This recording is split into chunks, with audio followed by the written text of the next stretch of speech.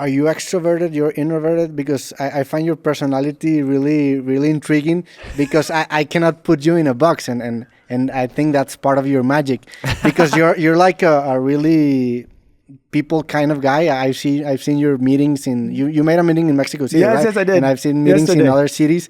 And that's something that, for example, I would never do because I'm kind of shy. Are you introverted? Yeah, I like one-on-one Oh, conversations. that makes sense for a podcast. Yeah, but if you put me in a big table, I would probably not say a word. Oh, that's interesting. Personality-wise, how would you describe yourself? Oh, that's interesting. I'm actually more of an extrovert. I cannot be by myself. I need to be around people. So NAS means people in Arabic.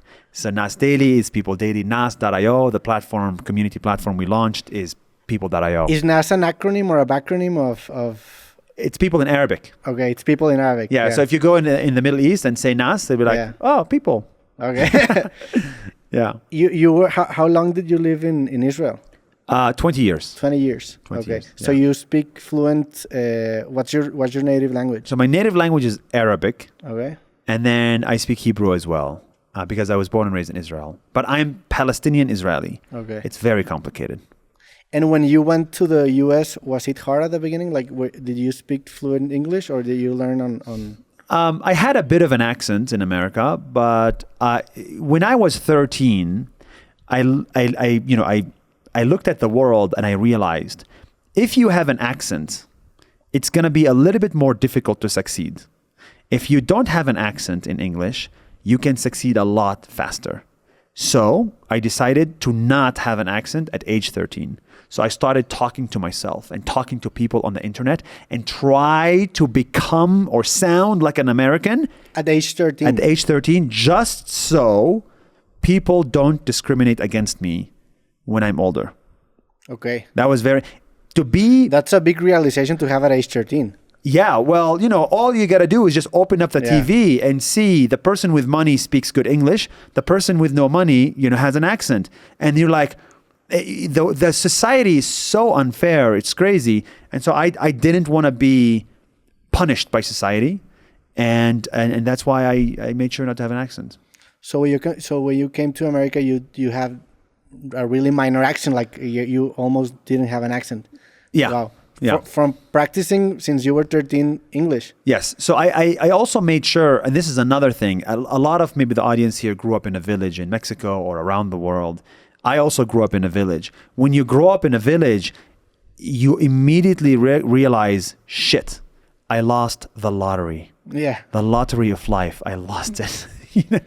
Why was I born and raised in this village in the Middle East? Why was I not born and raised in New York City, Upper West Side?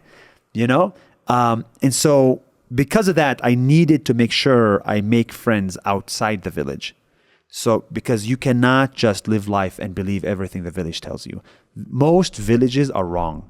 Actually, all villages are wrong. Every village mindset is wrong because it's too secluded. It's not international enough. It's not global enough. It's not open enough to the world. That's why cities, I think, have better ideas than villages. And this is a very controversial thing to say, but that's my experience.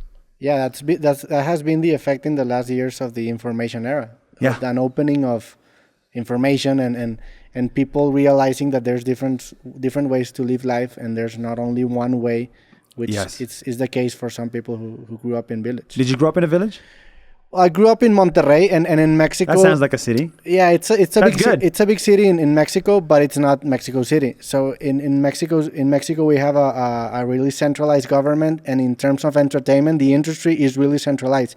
Monterrey is like this city which has like beef with Mexico City because it has like its own scene and there's really big creators, and it's always been like a hub for the creative industry in music terms and right now in the internet, but it's not Mexico City. So the natural question in my career is always, when are you going to live in Mexico City? And I've been resisting that, but it's also a good thing being born not in New York City or in Mexico City, because it gives you a different perspective about things. And when you come to New York City or Mexico City, you have this perspective that most people don't share. Correct. Yeah. Correct.